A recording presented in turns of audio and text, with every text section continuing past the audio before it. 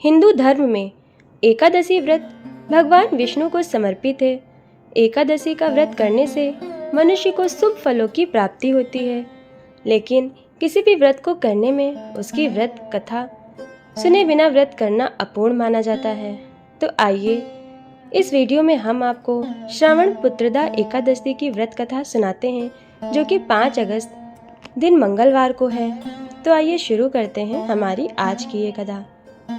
एकादशियों के महत्व का आनंद लेते हुए धनुर्धर अर्जुन ने कहा, हे प्रभु, ये कल्याणकारी और महापुण्यदायी कथाएं सुनकर मेरे आनंद की सीमा नहीं है और मेरी जिज्ञासा बढ़ती जा रही है।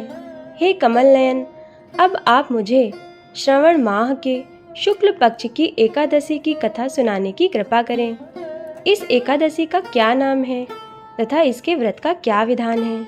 इसमें किस देवता का पूजन किया जाता है और इसका व्रत करने से किस फल की प्राप्ति होती है? श्री कृष्ण ने कहा, हे धनुर्धन, श्रवण माह के शुक्ल पक्ष की एकादशी की कथा के श्रवण मात्र से ही अनंत यज्ञ का फल प्राप्त होता है। हे पार्थ, द्वापर युग के आरंभ में ही महिष्मति नाम की एक नगरी थी। उस नगरी में महाजित नामक एक राजा राज्य करता था। वह पुत्रहीन था, इसीलिए वह सदा दुखी रहता था। उसे वह राज्य, सुख और वैभव सभी कुछ बड़ा ही कष्टदायक प्रतीत होता था, क्योंकि पुत्र के बिना मनुष्य को इहलोक और परलोक दोनों में ही सुख नहीं मिलता। राजा ने पुत्र प्राप्ति के बहुत उपाय किए, किंतु उसका हर उपाय निष्फल रहा। जैसे जैसे राजा महाजित वृद्धावस्था की ओर बढ़ता जा रहा था, वैसे वैसे उसकी चिंता भी बढ़ती जा रही थी। एक दिन राजा ने अपनी सभा को संबोधित करते हुए कहा, ना तो मैंने अपने जीवन में कोई पाप किया है और ना ही अन्यायपूर्वक प्रजा से धन एकत्रित किया है, ना ही कभी प्रजा को कष्ट दिया और ना कभी देवता और ब्राह्मणों का निरादर किया। मैंने प्रजा का सदैव अपने पुत्र की तरह पालन किया, कभी किसी से ईर्ष्या भाव नहीं किया, सभी को एक समान समझा है। मेरे राज्य में कानून भी ऐसा नहीं है जो प्रजा में अनावश्यक डर उत्पन्न करे। इस प्रकार धर्मयुक्त राज्य करने पर भी मैं इस समय अत्यंत कष्ट में हूँ। इसका क्या कारण है, मेरी समझ में कुछ नहीं आ रहा। आप इस पर विचार करें कि इसका क्या कारण है और क्या इस जीवन में मैं इस कष्ट से मुक्त हो पाऊंगा।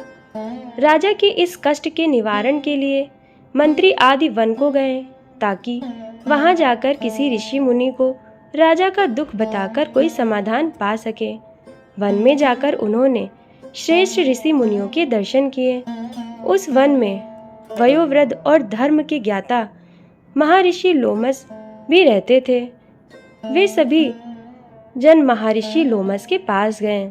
उन सब ने महर्षि लोमस को दंडवत प्रणाम किया और उनके सम्मुख बैठ गए। महर्षि के दर्शन से सभी को बड़ी प्रसन्नता हुई और सबने महर्षि लोमस से प्रार्थना की, हे देव, हमारे अहोभाग्य हैं कि हमें आपके दर्शनों का सौभाग्य प्राप्त हुआ। मंत्री की बात सुन लोमस ऋषि ने कहा, हे मंत्रीवर, आप लोगों की विनम्रता से मैं अति प्रसन्न हूँ। आप मुझसे अपने आने का प्रयोजन कहें, मैं आपके कार्य को अपने सामर्थ्य के अनुसार अवश्य ही करूँगा, क्योंकि हमारा शरीर ही परोपकार के लिए बना है।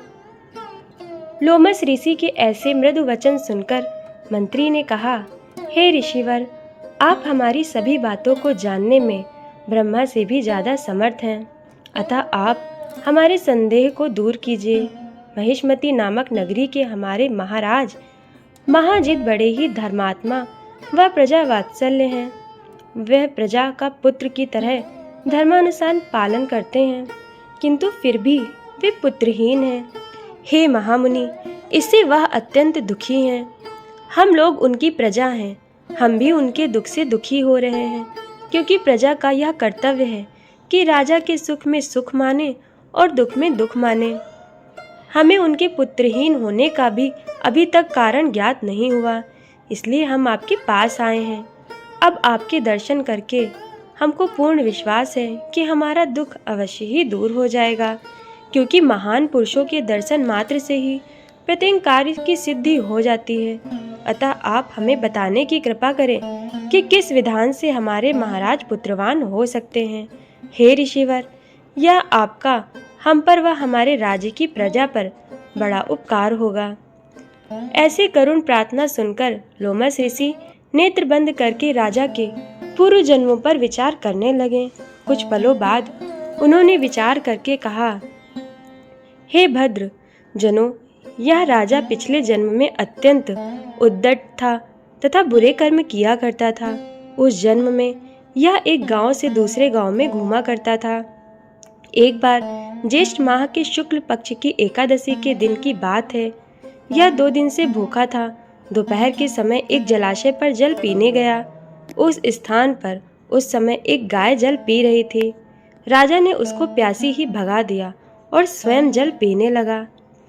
हे श्रेष्ठ पुरुषों, इसीलिए राजा को यह कष्ट भोगने पड़ रहे हैं। एकादशी के दिन भूखा रहने का फल यह हुआ कि इस जन्म में यह राजा है और प्यासी गाय को जलाशय से भगाने के कारण यह पुत्रहीन है।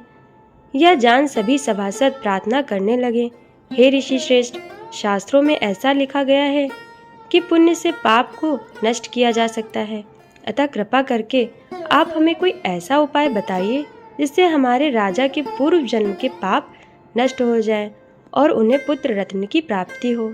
सभासदों की प्रार्थना सुनकर लोमस मुनि ने कहा, हे श्रेष्ठ पुरुषों, यदि तुम सब पर श्रवण माह के शुक्ल पक्ष की पुत्रदा एकादशी का व्रत और रात्रि जागरण करो और उस व्रत का फल राजा के निमित्त कर दो तो तुम्हारे राजा के यहाँ पुत्र उत्पन्न होगा।